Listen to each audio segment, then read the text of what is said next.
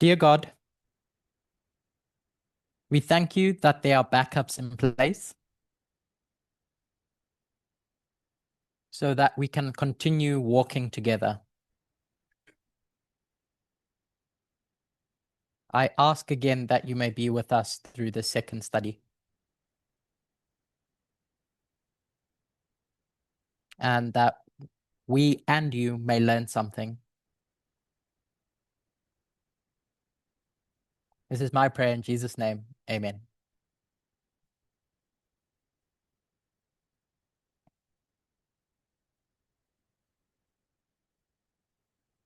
So I won't recap because everything should be fresh in our minds.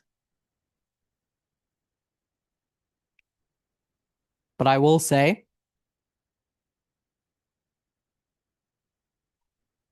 going to our favorite structure, that we should have known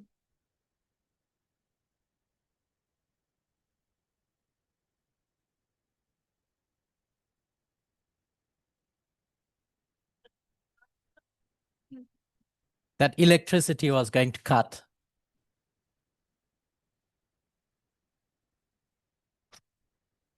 Because at number one, there was no electricity.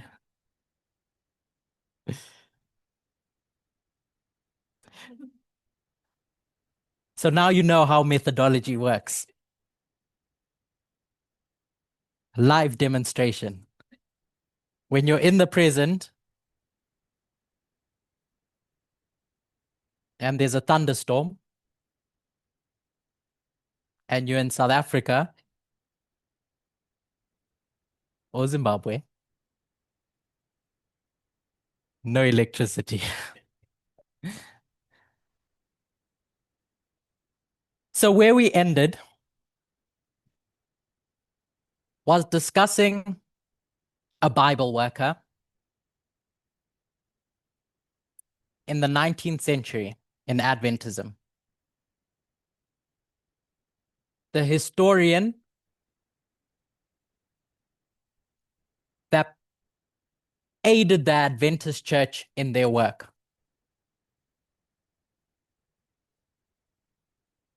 In unpackaging all that history that led up to the Millerite movement.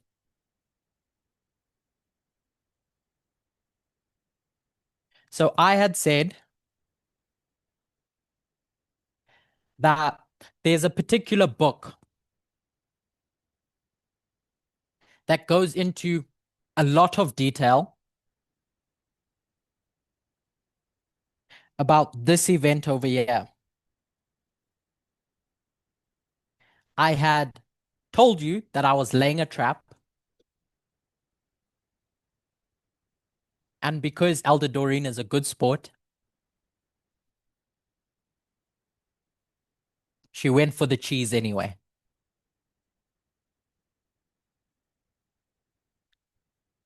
We understand 538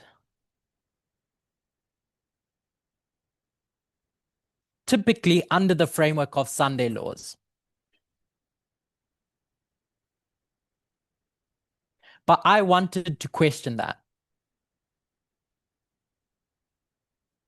So I went to history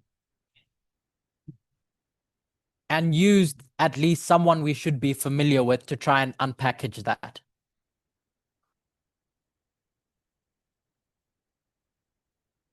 And the person I went to was A.T. Jones.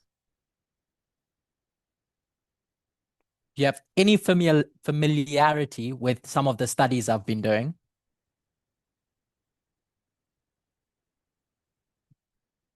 You'd be aware that I love this year.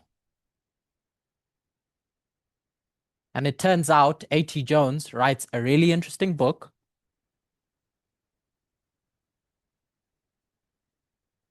and publishes it in the year 1898.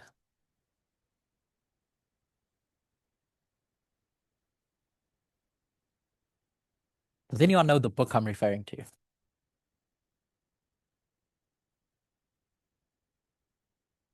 liberty.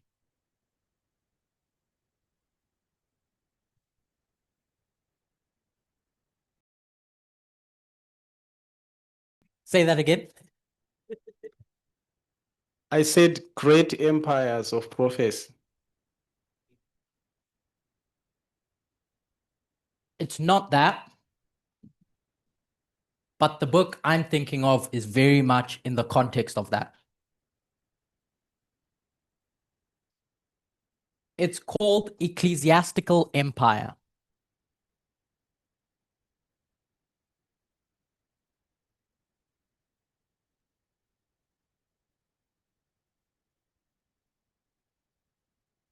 And so in this book, he discusses the history of the papacy around the year 538.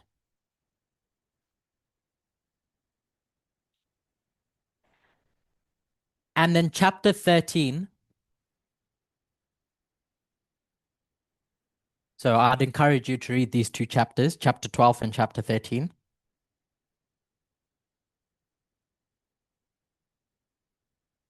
Chapter 12 discusses the papacy's rise to ecclesiastical power.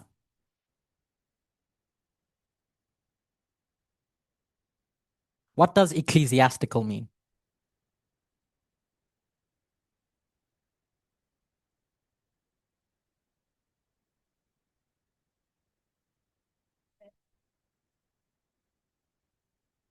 Church power, religious power.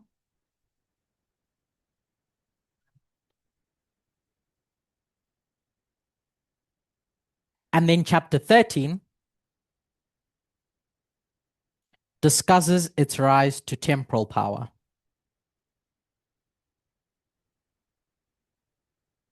Catherine, what does temporal mean?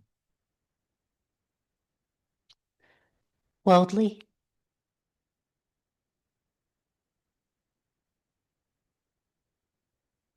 Political, being a synonym Yes. of worldly. Yes. The chapter is called Restoration of the Western Empire.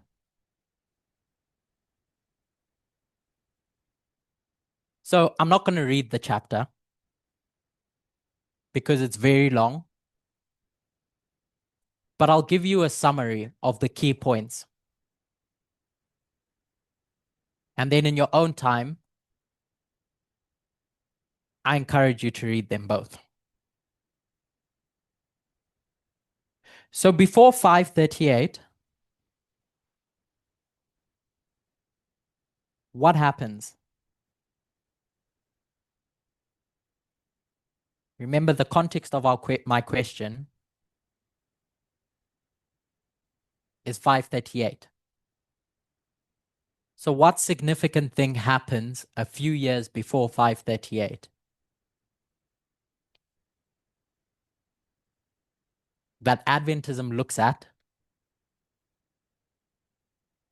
and says, you see, there's some big things happening. William.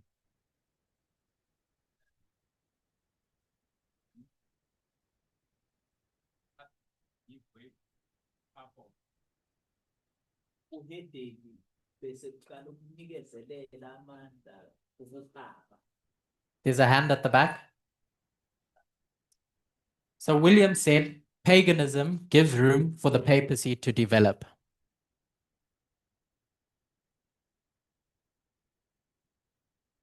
At the back.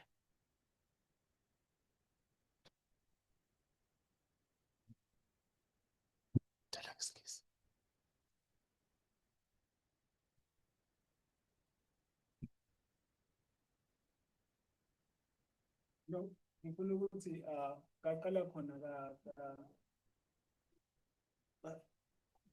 kanjani babulala amaKristu. I would like to state that it's the beginning of the killing of Christians.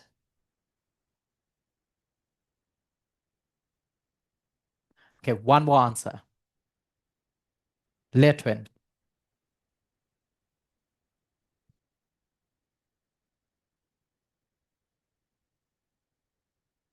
what happens in 538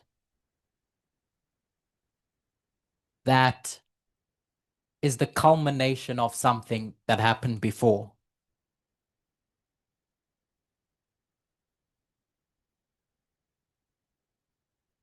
I'm sorry, I don't hear the question. I'll give to someone else. Okay, what question did you want to answer? Okay. So in 533, Justinian essentially says the Pope is the head of all churches. And then what happens in 538, Liberty? After Justinian's decree,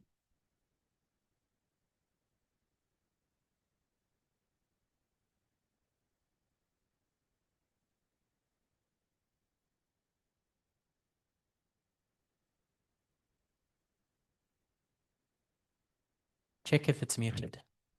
The Pope begins to rule.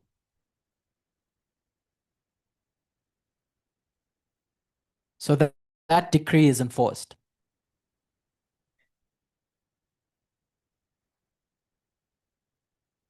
Is that ecclesiastical or temporal?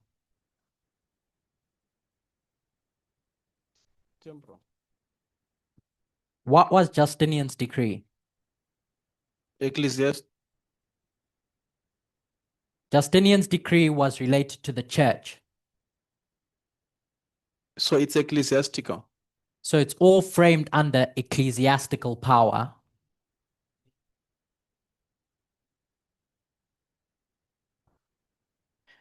So when you see this history leading up to 538,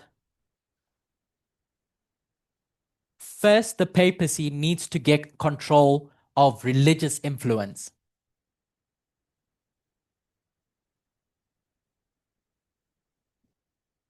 And then what happens in 538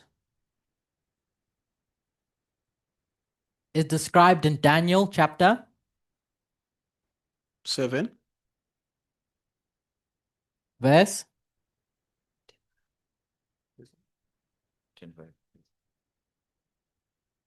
8, Yeah. which says what?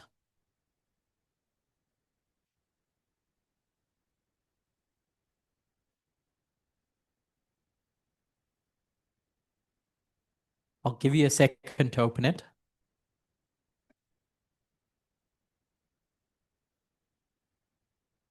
So it talks about a little horn and what else?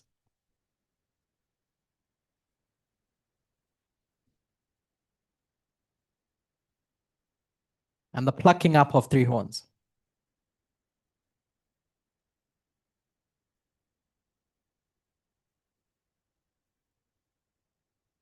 So in 538,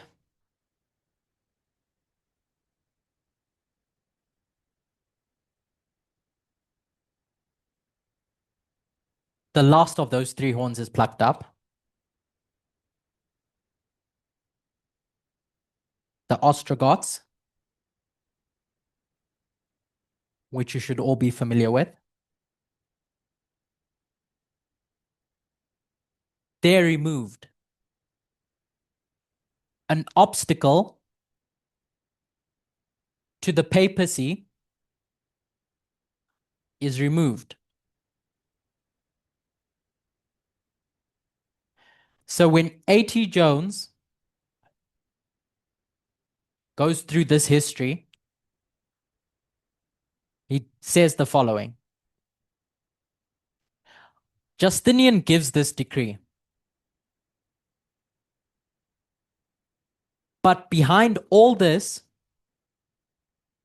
from about 537 to 565,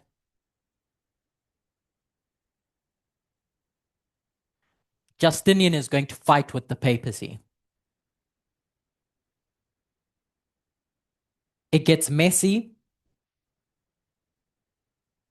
and there's this duel between the kings and the Pope and the papacy.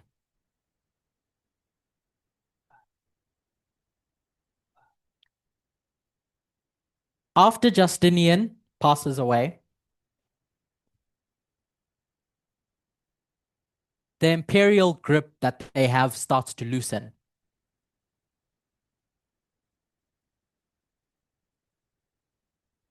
Various kingdoms come and start to hurt whatever territory the papacy has.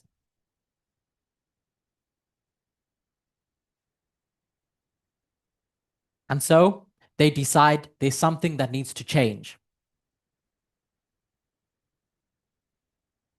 One of the popes in that history takes on the title of Universal Bishop.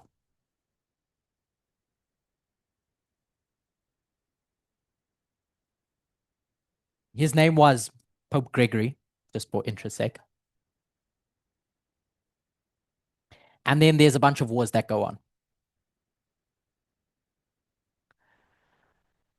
And then in the year 776, I think it is,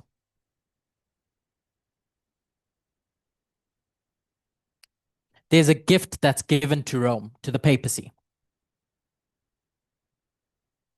A bunch of territory. What then became the Papal States. A certain king gifted the papacy that because they needed the papacy's help with another matter. My point in saying all this is that there was a build-up to the papacy actually getting control of the kings.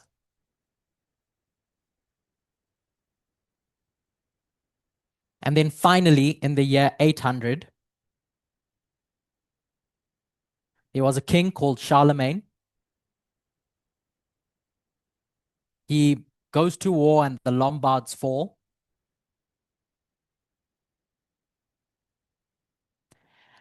And the Pope comes along and says, I'm going to make you king because I have the authority to do so. And he accepts that. And from that point on, the papacy now has a grip on actual states. Often when we look at 538, we think of it as the point in time where church and state came together.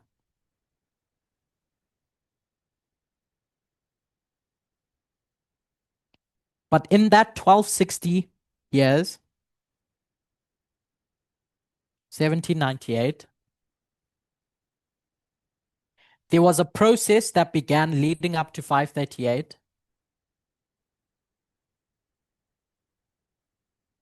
where the papacy first needed ecclesiastical power.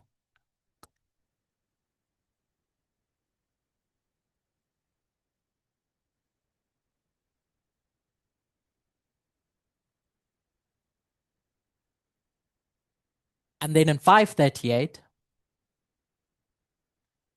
an obstacle, or what I've called a gatekeeper,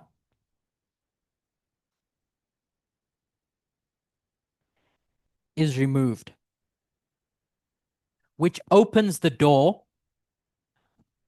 for the papacy to now try and get control of the state.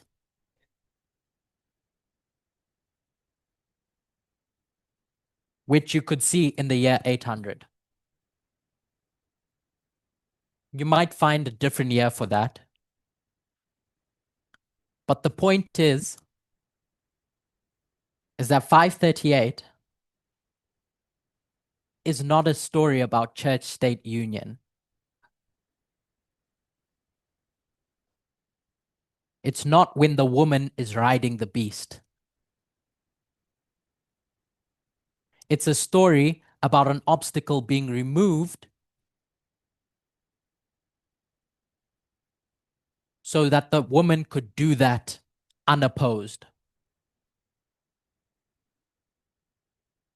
And then she finally gets what she wants.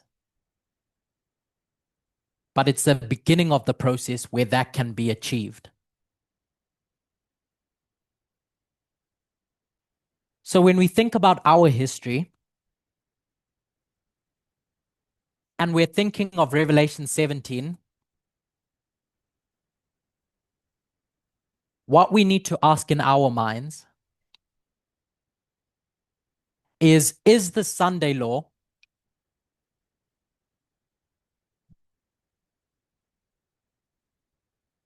a story about the woman riding the beast at that point? Or does 538 teach us that actually it's a story about a gatekeeper being removed?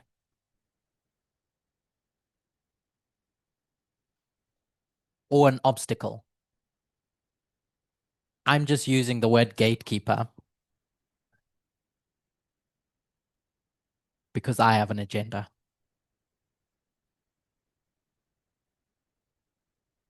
So to summarize this point, because we were meant to go over it in our last study, in 538, a restraint is removed. The Ostrogoths withdraw and Rome is delivered.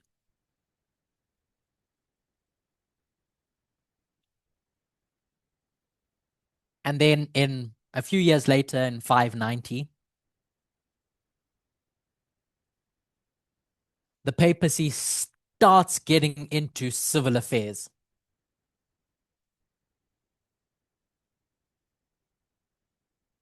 And a whole bunch of stuff happens. Leo the Third, Pope Leo the Third, crowns Charlemagne Emperor of the Romans. And it's from that point where the woman is riding the beast. And the papacy then creates its empire.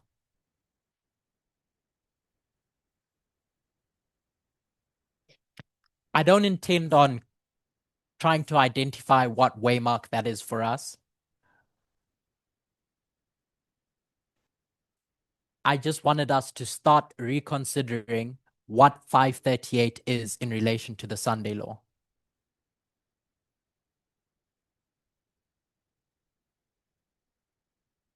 So we can look for the right things. So I'm going to do a hard break because what we're going to go into was meant to be a new topic.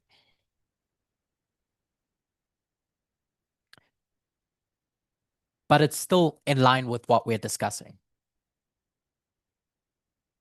Everyone, including myself, has questions about Revelation 17. I laid a trap and I fell into it. So Revelation 17. So I had said in our forum that if you have any questions about Revelation 17, please send them through. And only one person sent questions. So I'm going to assume that everyone knows everything about Revelation 17. So you're going to guide the study. I'll set up the framework. And I need you to give me the answers. There are a couple things that I want to talk about in Revelation 17. A question I received, paraphrasing that question, is I've spoken about me, Curtis, as the theme of Revelation 17 being power struggle. So the question was, apologies, translators.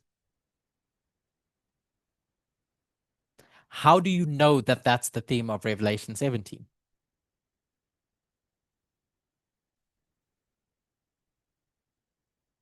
So if you can open your Bibles to Revelation 17, if you were to read that chapter without having heard what my opinion is, what theme would you come up with?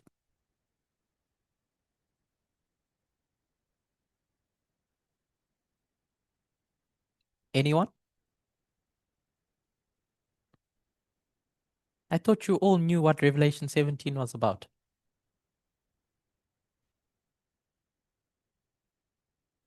Okay, I heard someone here in the front. Yeah.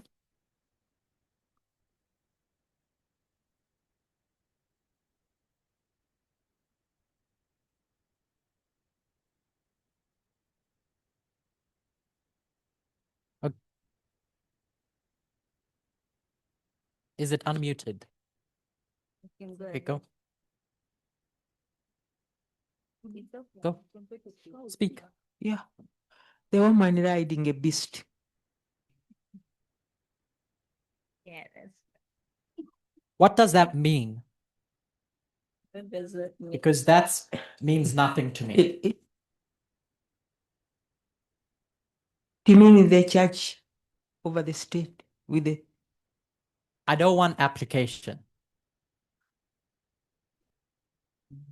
When you read woman riding a beast, what is that about? Not who that is.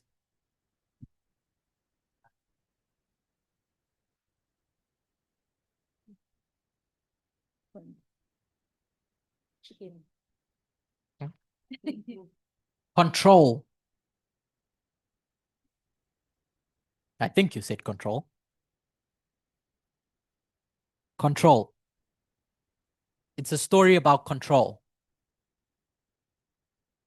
One thing controlling another. Anyone else?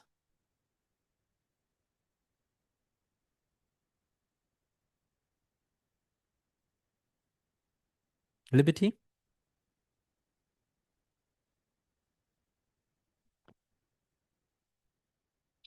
I was still thinking, but the words that are in my mind right now,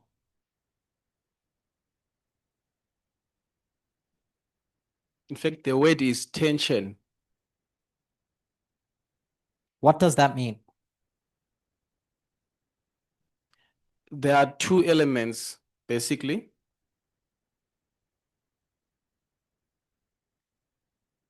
Yeah? That seem to be in disagreement. Yeah? Regardless, one will end up giving in to the will of the other.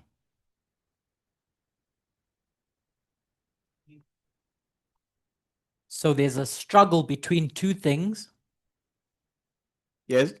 that are in tension. Yes. Monica?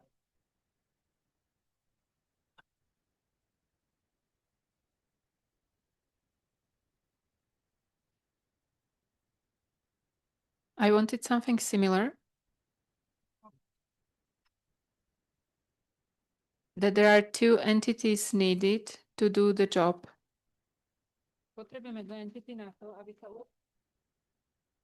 What job?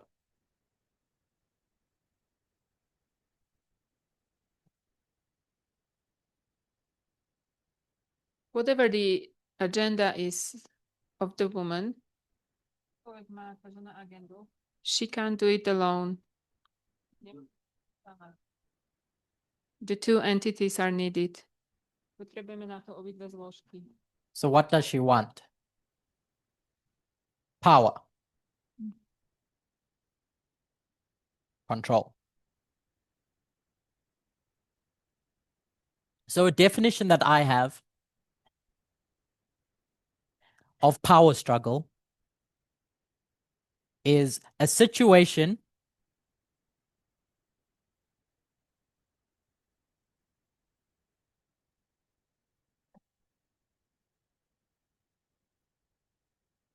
where two or more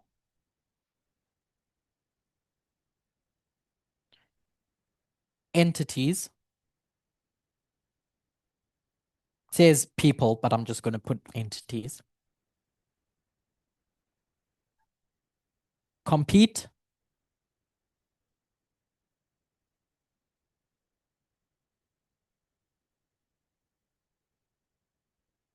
in a particular sphere.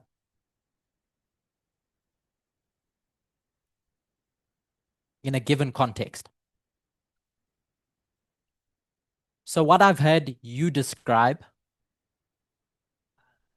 is that there are two entities in tension where one of them wants control of the other,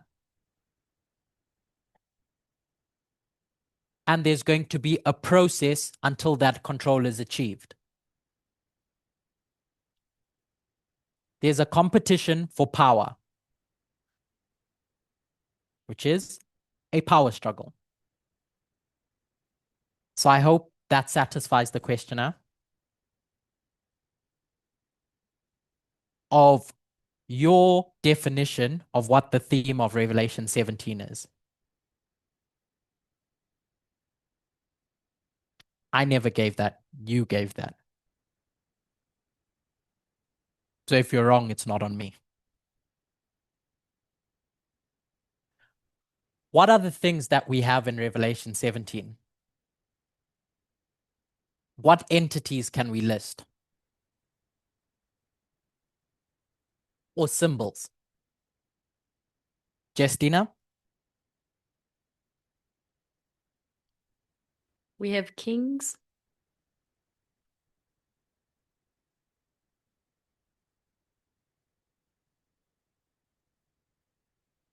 That's all? Anyone else? Don't give me application. What does it say in Revelation 17?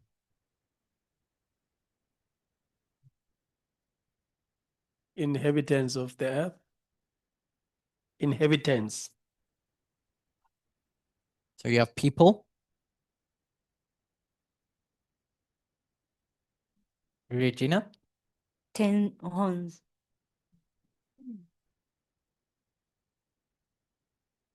10 horns? Everyone's going to the obscure ones. the woman,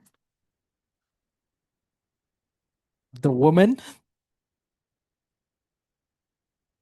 And then someone at the front said a beast.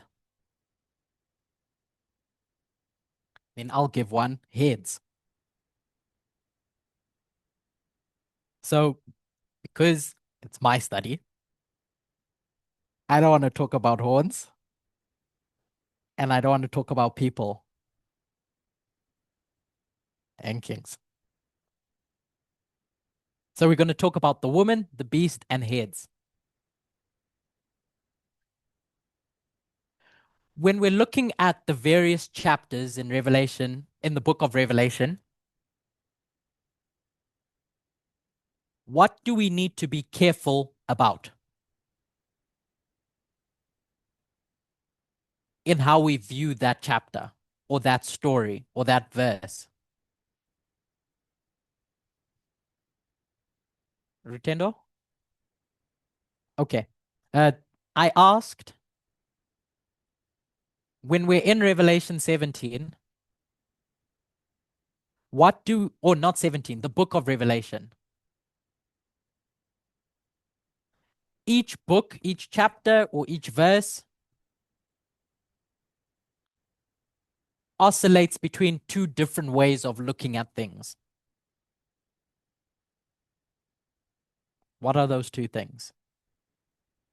Justina. so we have to be careful if it's the dispensational view or the panoramic view.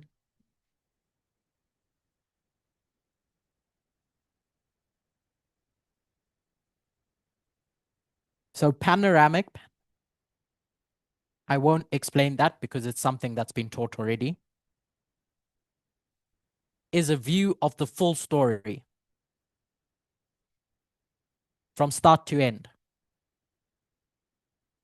And then dispensational is a small segment of that big story. So let's talk about the heads first, to try to understand what those heads are. Which view are we in? Dispensational or panoramic?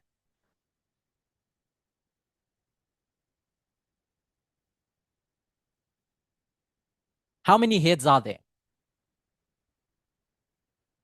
So we have 7 heads. And you said we're in what view? Ngoni, Dispensational. can you elaborate? What does that mean?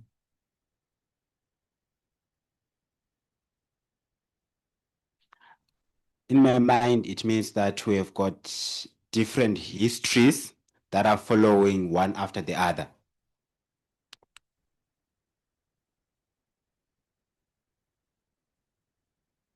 What are these heads? What does Revelation 17 say these heads are?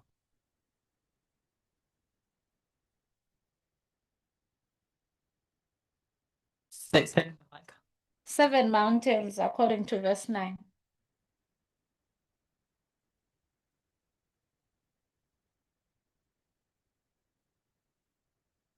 And Justina, what was that? So Justina says that in verse 10, it tells you what those mountains are. Those mountains are kings.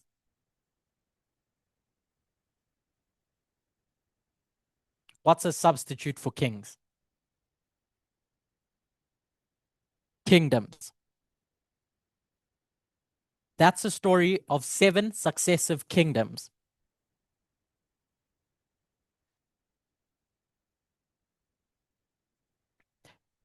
So let's get a bit more specific about what a head is specifically. Let's find a definition of what that is. Does anyone have a good definition of what that head would be? Besides just saying kingdom.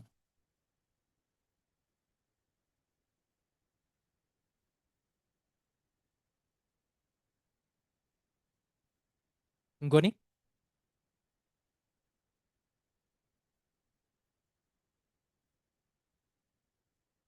Hello?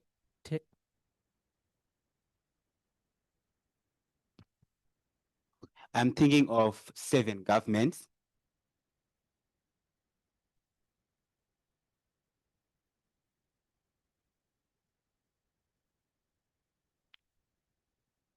So when we're looking for a definition,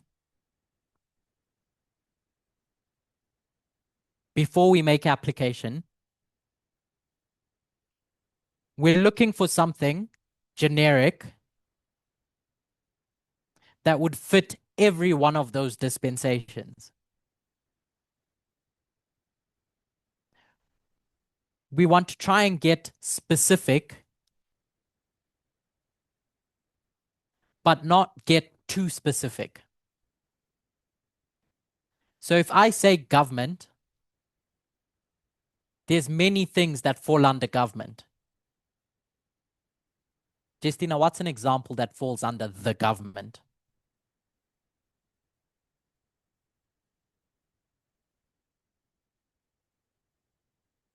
The cabinet.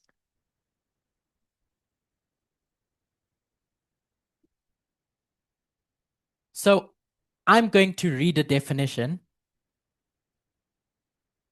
of government. It says the group of people with the authority to govern. So when we talk about kingdom, is government a good enough definition? When it talks about people, the people that come into office, the people that sit in those positions. Is that what we're talking about when we talk about kingdom? Regina? So just Ngoni offered the definition of government for head. So I read what government means. And it says the group of people with the authority to govern. So having said that, does that fulfill the criteria of a kingdom, of what the head is?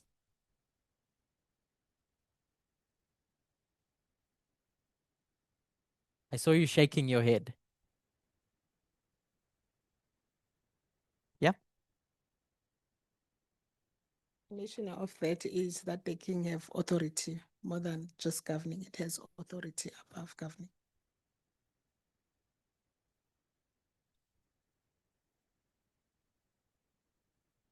She said, Authority. she said authority. I don't know what that means. Okay, I'm going to offer a definition. Oh, Tina.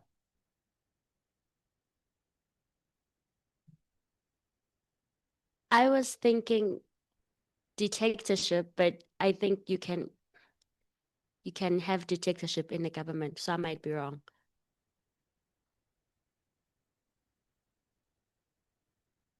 Did you say dictatorship?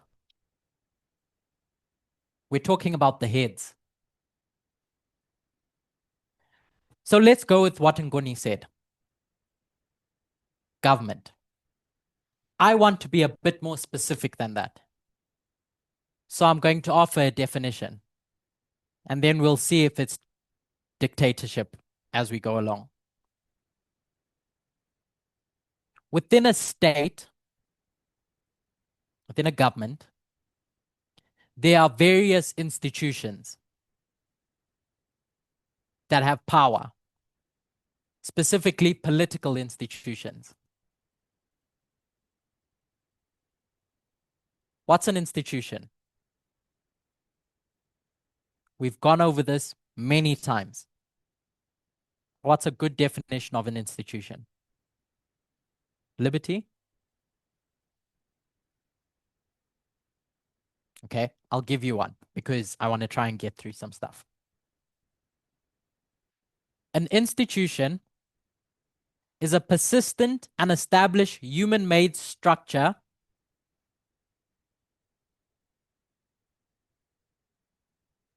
of rules, norms, or organizations that guides social, economic, or political behavior.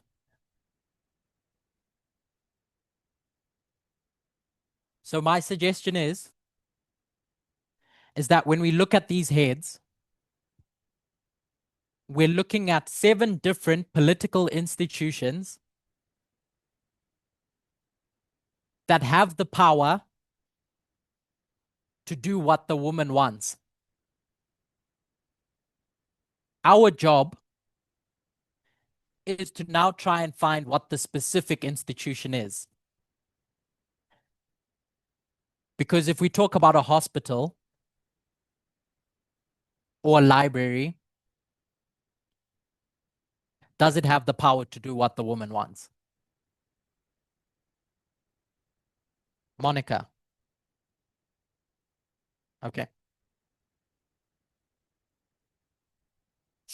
You need to say it in the mic. Later when? Because once we half years, I'm not coming back.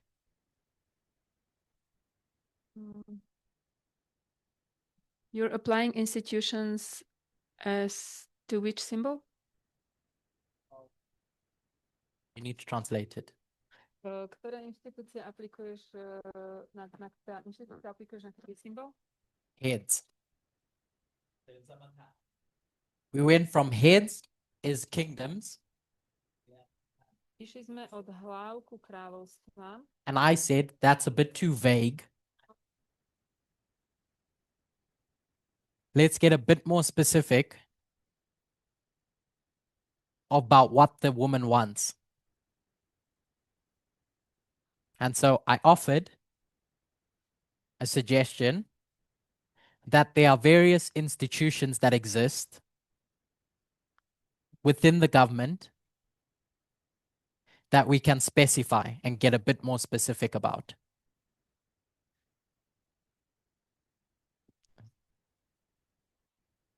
Mhm.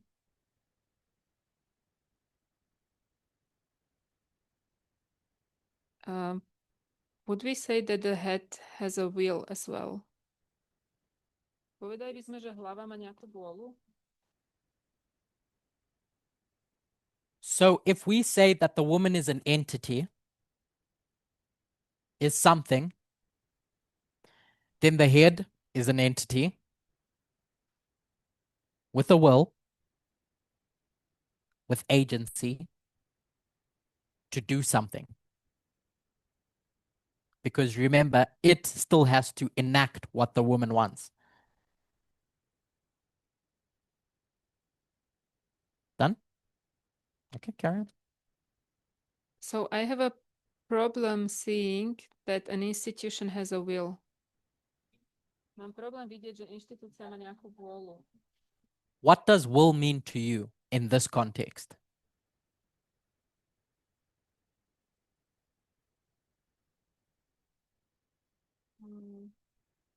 That it has a certain goal. Má určitý cieľ.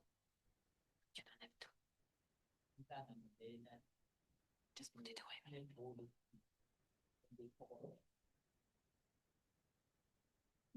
The power of choice. Moc voľby. Yeah? Yes. When you look at this, I'm going to skip a few steps. When you look at the beat, Sa pozrieť na šelmu the interaction with the woman, a jej interakciu so ženou, do you see that there's a will involved? vidíš, že že je tam určitá vôľa? Yeah? So,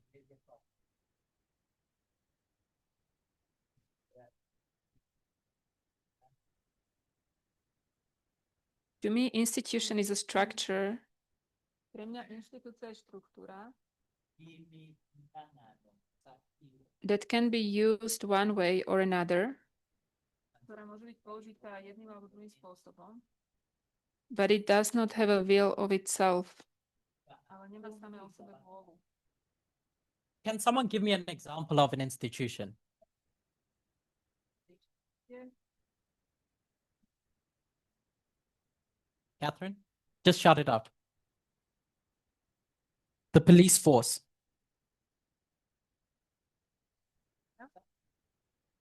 What's the police force?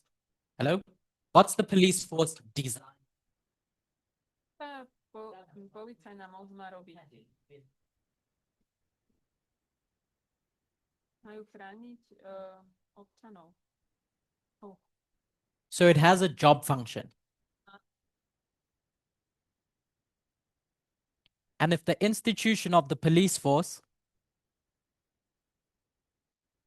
decides instead we're going to stop people of color and frisk them, has it changed its job function?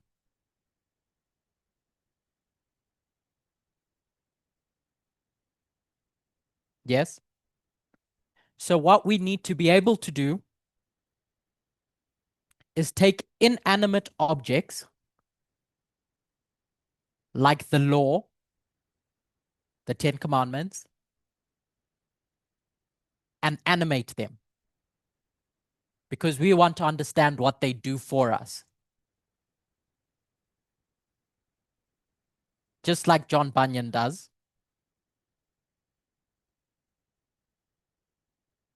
In his telling of the story of the law and the people. So that law ends up having a will. Is that okay?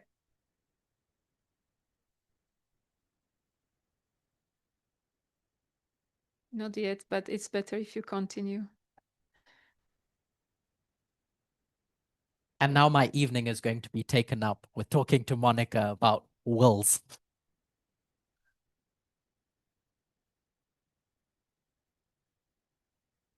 The idea of will is about acting with an intent and purpose.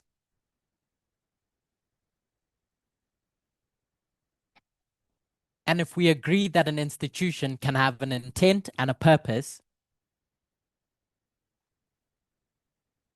it means that that institution has a will.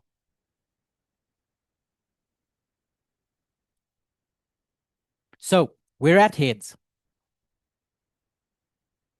And speaking generically, leaving it as government, what are they designed to do? What does Paul say they're designed to do? Jessica, Justina. Okay, never mind. Romans 13. Everyone's complaining about the Romans, the government. And Paul reminds them that the government was put in place by God. It's a servant of God. It's designed to do God's will. It's designed to be good. So when we look at all these kingdoms,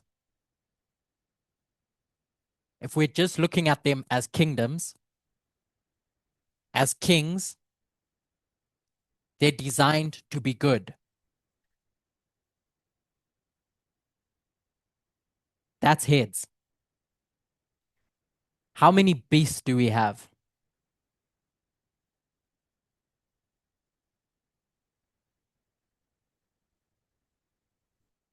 I heard one. And 7. Are heads and beasts the same thing?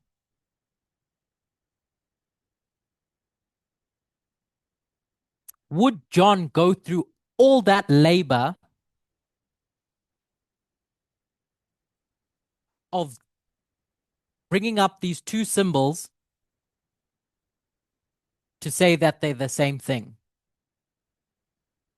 It would be tautology, saying the same thing with no extra information. So what's a beast? Monica.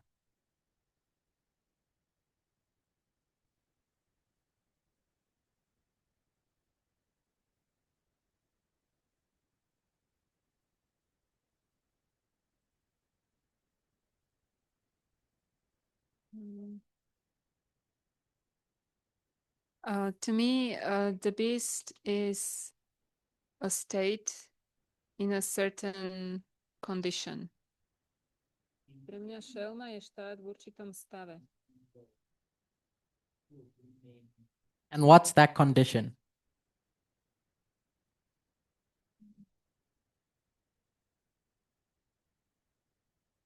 That they are willing to be controlled. Can I say that it's adopted the ideology of the woman? Môžem povedať, že prijali ideológiu ženy? Yes. So once that good thing Takže keď táto dobrá vec adopts the ideology of the woman, it becomes a beast.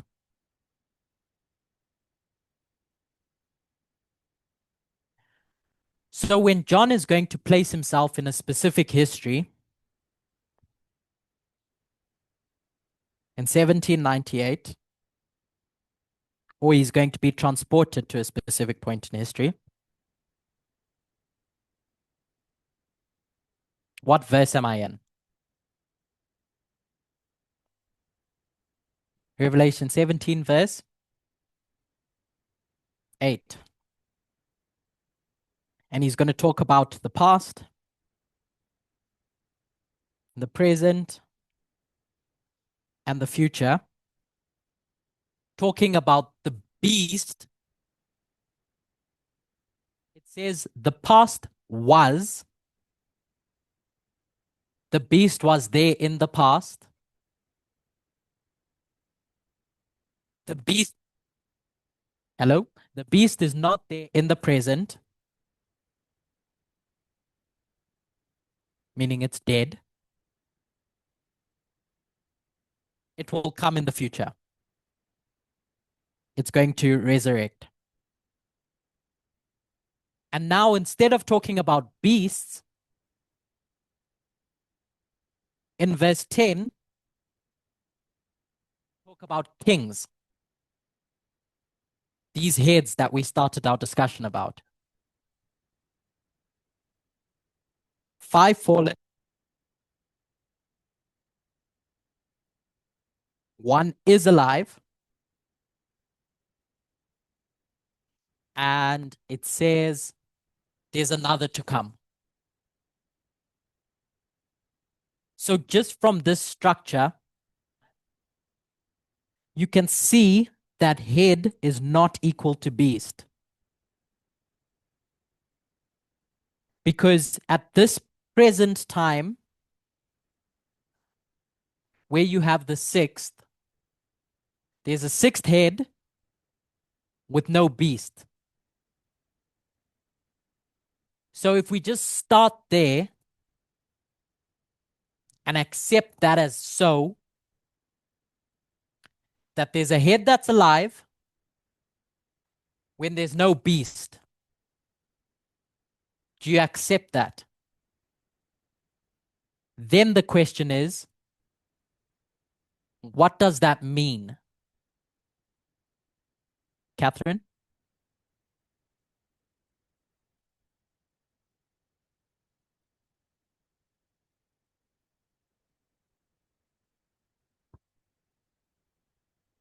That the head is good. That head is not a beast. That kingdom is not a beast. Letwin?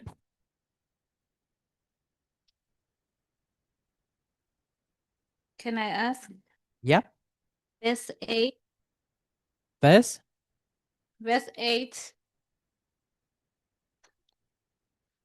It's talking about the beast.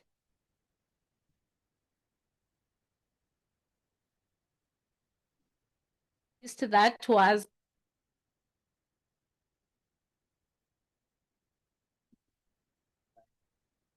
Okay. The last part.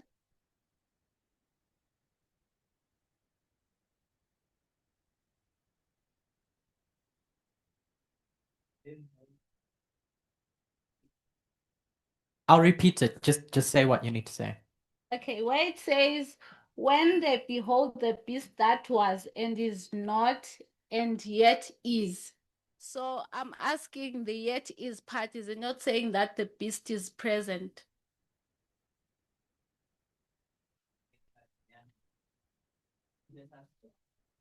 So Letwin asked that when the verse says,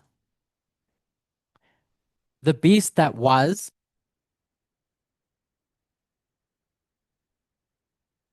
and yet is, when it says yet is, mean the present. Are you going to answer, Justina? Justina? So the first part of verse 8, it's speaking to John, that the angel is speaking to John that the beast that you saw, that was and is not and shall ascend.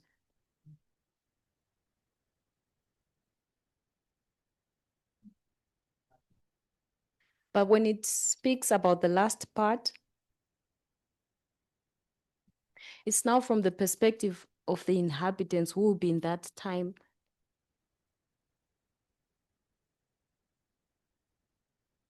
that in that time when it shall ascend,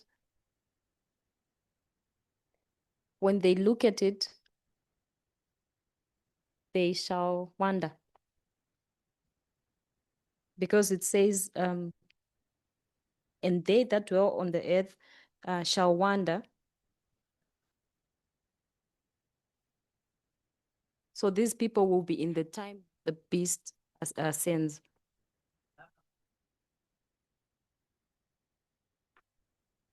When we were in Daniel 11, verse 1, what was the most important word?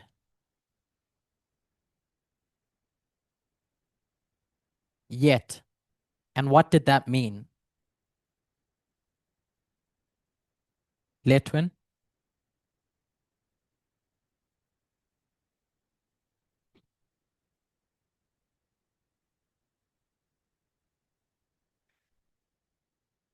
She said it was talking about the kings that are going to come in the future. So that yet becomes important again, meaning that it's going to come. It's just a repeat and enlarge of what you had at the beginning of verse 8. It said shall ascend,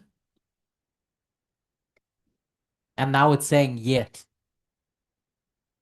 to talk about the future. Catherine? Oh, okay. Is that okay, Litwin? Okay. She gave me a thumbs up.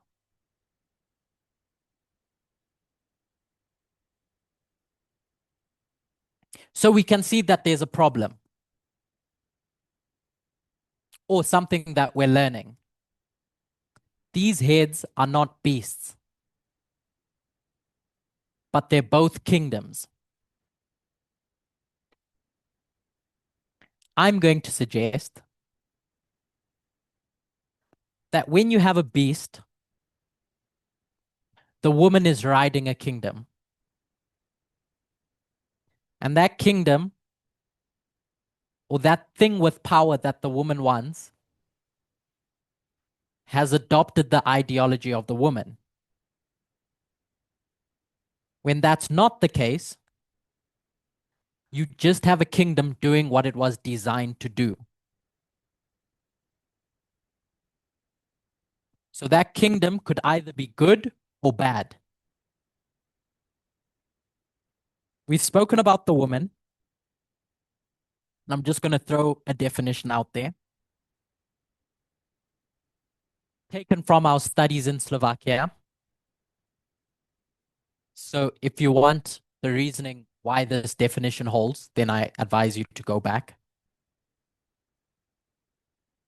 As an entity with an ideology. What's the ideology? Monica mentioned it. Because that's not something we discussed in Slovakia.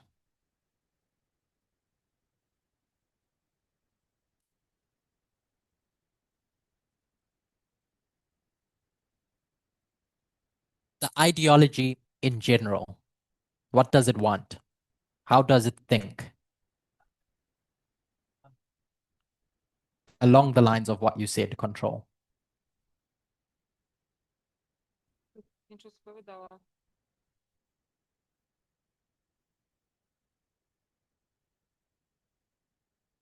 To rule the world.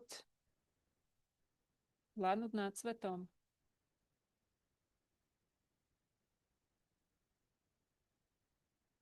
So that woman wants to rule the world or rule the people. That's what it's obsessed with. That's the way it thinks.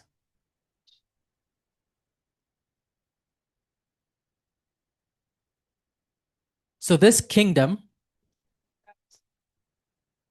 at the beginning of the chapter, we read that that beast is in an illegal relationship with the woman, what makes it illegal? It says, let me find the words exactly. It says that those kings have committed fornication with the woman.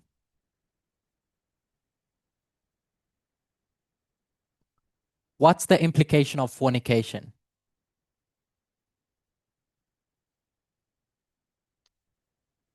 In Strong's, it says to act the harlot and do unlawful intercourse. Why is it unlawful? What makes it unlawful? Regina?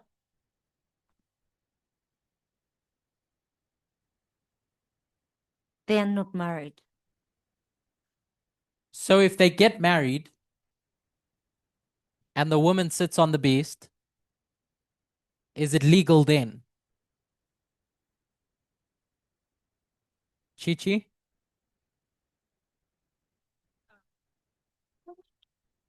I think there is no agreement. The woman is tricking the beast.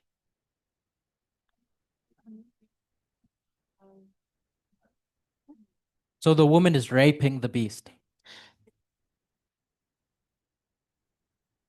Kind of forcing a relationship. Is that what's happening? What makes this an illegal relationship?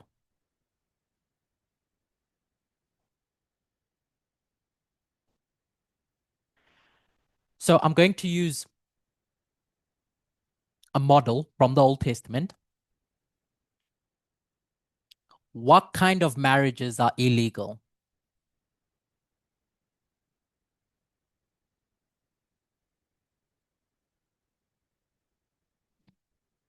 So Liberty says marriage to a heathen.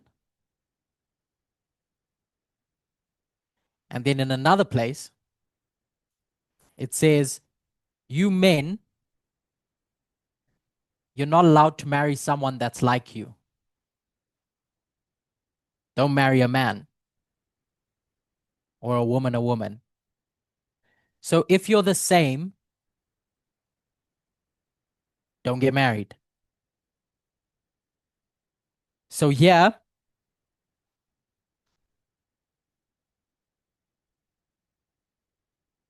forget that.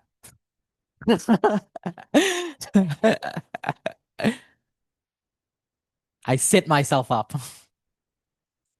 Forget that. So going back to the heathen. So what do the Jews believe?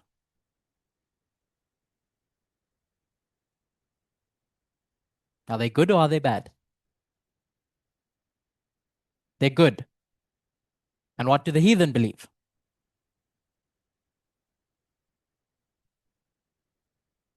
The heathen, from the perspective of God, they're bad because God's going to decide that's an illegal relationship. So if one's good and one's bad, don't come together. So these kings go into an illegal relationship because they're never meant to have this harlot come and seduce them into marriage. Regina?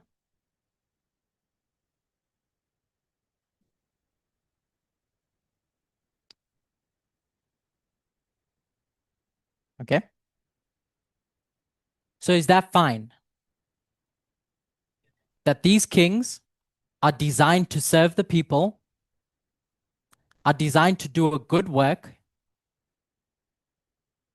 and the illegality is them getting into this relationship with the woman. Ryan?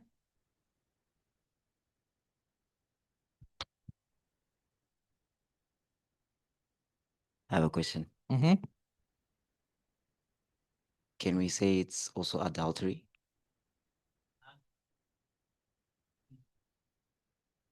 So The on rela- topic, we're talking about adultery today. So how would it be adultery?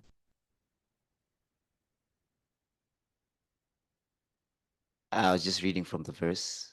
Mm-hmm. It mentions kings in plural and that she commits fornication. I don't know. Forget about the plural. Yes. With one of them, is it adultery? Who are the kings meant to serve? God. The people. They're in a relationship with the people. Oh, yes, yes, yes. Who do they then start serving? The woman.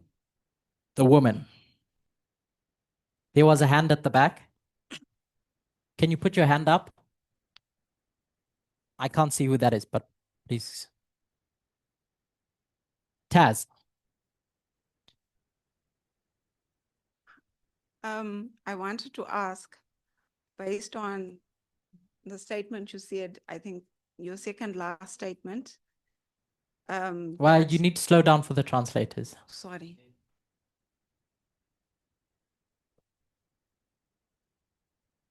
You said that the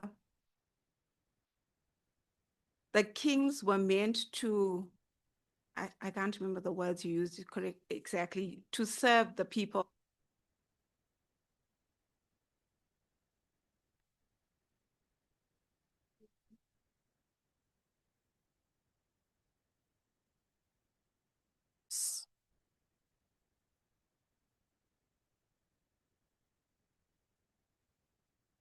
So what's the question?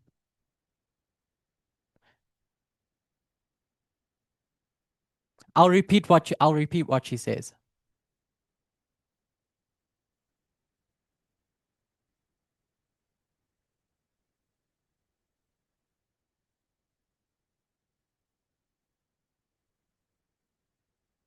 So Taz says fornication is based on cheating, adultery.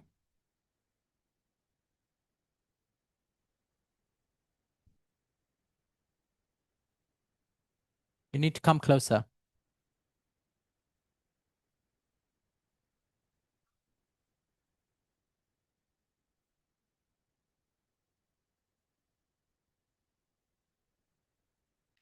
Where they stop being faithful to the people when the kings get to the point where they stop people that they are to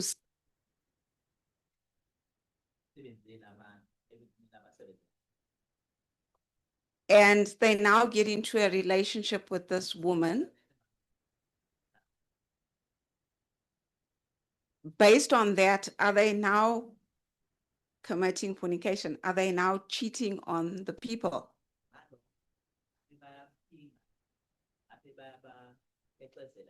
What's your answer to that question? For me, I would say yes. I would too.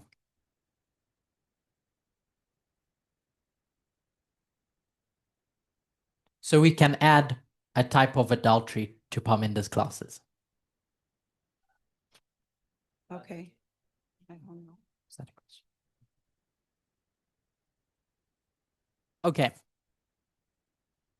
So you have kings who are meant to do a specific job that end up adopting the ideology of the woman.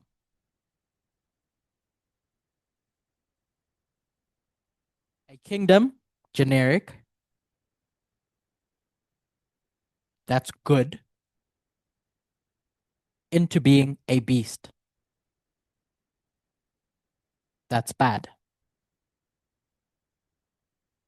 So you have two phases. Good and bad. We're talking about Revelation 17. And what do we want to understand? The seventh kingdom. So the story that we need to look for is about a kingdom that is good and becomes a beast, a type of kingdom. Where can we go for our number one? And then we'll close there. This is our number 3, Mystery Babylon. And where did we go last week?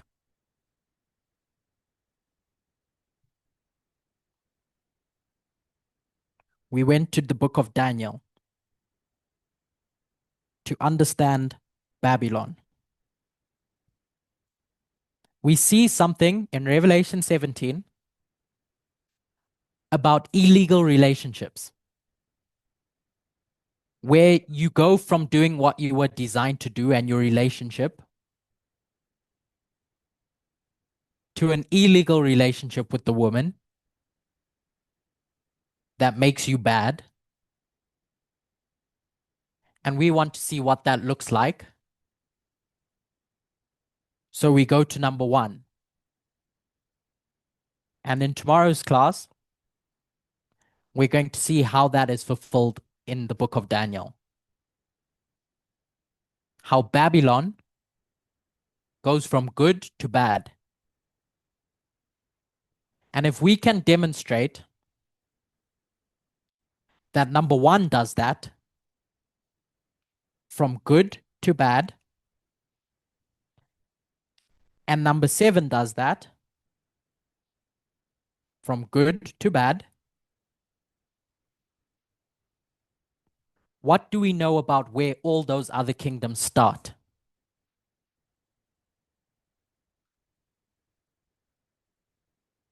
They start good. And what do we know about number 6? It stays good because it never becomes a beast. So we're going to look at a historical example in the book of Daniel about Babylon. And then it's to look at the 2nd, 3rd, 5th, to identify where that change happens from good to bad. So I'll summarize because we've gone through a lot. The first part of our study was meant to be the conclusion of the last study about 538 and what that was historically for the papacy. Because as Advent,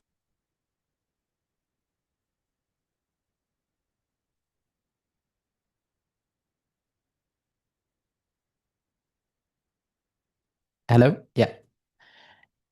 Because as Adventists, we have a picture in mind of what 538 was for the papacy, which forms our beliefs about the Sunday law. So I suggested, let's actually look at what's going on in 538 and the years before it and after it,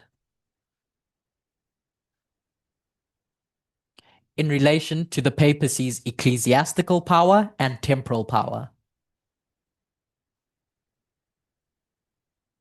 And at least from what I can see, open for someone else demonstrating otherwise, the story of 538 is about an obstacle being removed from the papacy's path to eventually getting temporal power,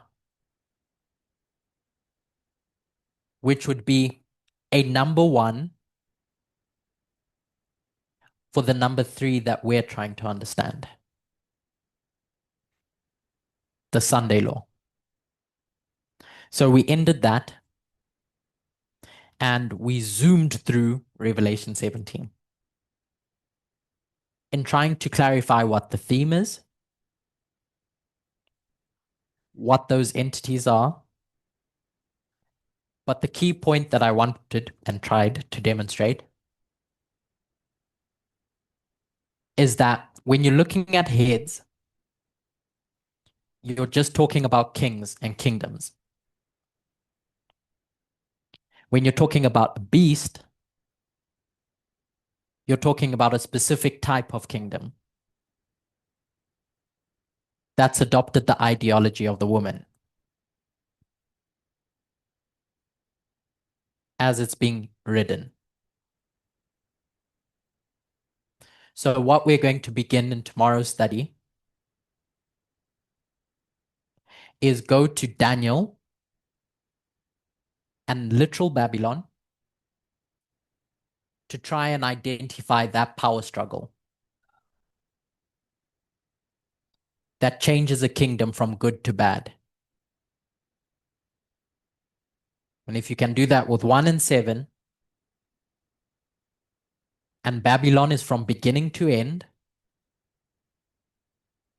as Nebuchadnezzar predicted, then you can say it with all the kingdoms in between. Unless one of those kingdoms decides to reject the woman's advances, which we see with number 6. Let's close with a word of prayer.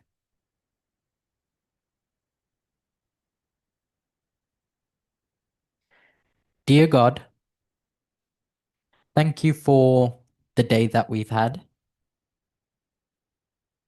Despite it being long and full of obstacles, you've sustained us up till this point. Pray that you may be with us through the night, whatever part of the world we're in, and we can come back refreshed tomorrow. This is my prayer in Jesus' name. Amen.